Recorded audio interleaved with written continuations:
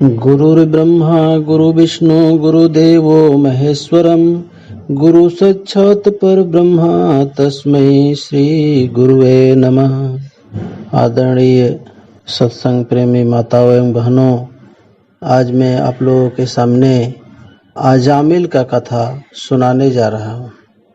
अजामिल एक धर्मपरायण, गुणी, समझदार और विष्णु भक्त था। माता पिता की आज्ञाकारी पुत्र ने किशोरावस्था तक वेद शास्त्र का विधिवत अध्ययन किया। युवावस्था में प्रवेश करते ही एक दिन उसके साथ ऐसी घटना घटी कि उसका पूरा जीवन परिवर्तित हो गया।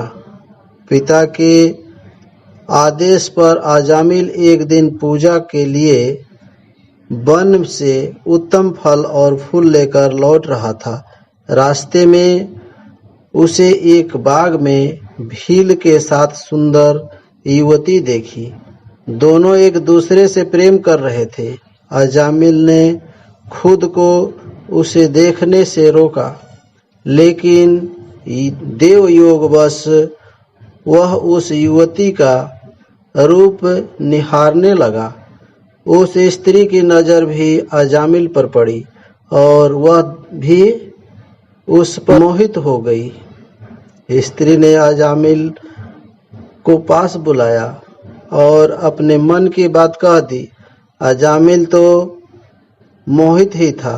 स्त्री से मिले प्रेम निमंत्रण से तो उसका दिमाग और मन पर नियंत्रण ही नहीं रहा। रूप जाल में फंसा अजामिल अपने संस्कार तक भूल गया। उसने पूजा के लिए रखे फल फूल वहीं फेंक दिए और युवती के साथ प्रेम में मग्न हो गया। फिर वह स्त्री को लेकर घर चला आया। पिता पूजा में विघ्न पड़ने से नाराज तो थे ही, अजामिल को एक आचरणहीन स्त्री के साथ देखकर भड़क उठे और खरी खोटी सुनाने लगे। अजामिल ने कहा उसने गंधर्व ब्याह कर लिया है। फिर उसे धर्म कर्म का लाख हवाला दिया, परंतु नारी रूप पर आसक्त अजामिल को कहाँ समझ आता था। क्रोधित पिता इस घृष्टा का दंड देने के लिए उठे, लेकिन अजामिल ने उसे जमीन पर पटक दिया। फिर उसने पिता को धक्का मारकर घर से निकाल दिया। लोक लज्जा, कर्म और संस्कार तो भूल ही चुका था। स्त्री की जरूरतें पूरी करने के लिए अजामिल चोरी डकैती लूटपाट करता। मदिरा पान और जुए की लत पकड़ ली थी। उसे बुरे कर्म में ही संतुष्टि मिलने लगी। उस स्त्री ने अजामिल को 9 पुत्र संतानें हुई। 10वें बार उसकी पत्नी गर्भवती हुई। एक दिन कुछ संतों का समूह उस ओर से गुजर रहा था।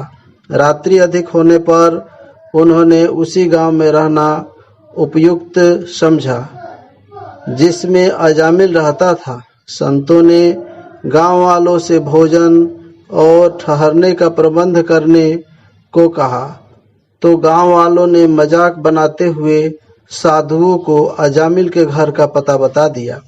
संत अजामिल के घर पहुंच गए। उस समय अजामिल घर पर नहीं था।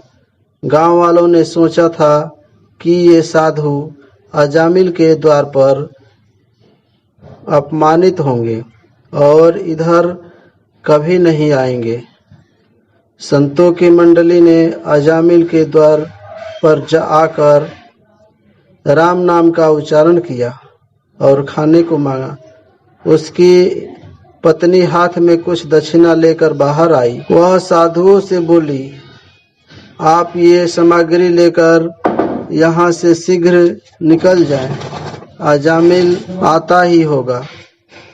उसने देख लिया तो आप लोगों को परेशानी हो जाएगी। साधुओं ने भोजन की सामग्री ली। उसके घर के पास एक वृक्ष के नीचे भोजन बनाने लगे। वे समझ गए कि समय के फेर से अजामिल को संस्कारी हो गया है। जाने से पहले संत पुनः अजामिल के घर पहुंचे। उन्होंने आवाज लगाई कि अजामिल की स्त्री बाहर आई। संतों ने कहा, तुम अपनी संतान का नाम नारायण रखना।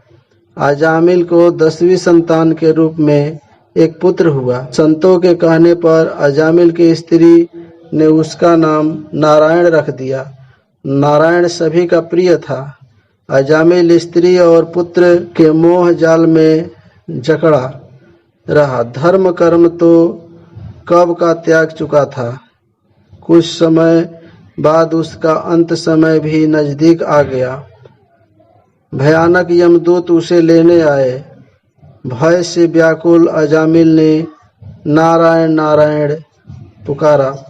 भगवान का नाम सुनते ही विष्णु के पार्षद तत्काल वहां पहुंचे। यमदूत ने जिस रस्सी से अजामिल को बांधा था, पार्षदों ने उसे तोड़ डाला। यमदूत के पूछने पर पार्षदों ने कहा कि नारायण नाम के प्रभाव से यह श्री हरि का शरणागत है।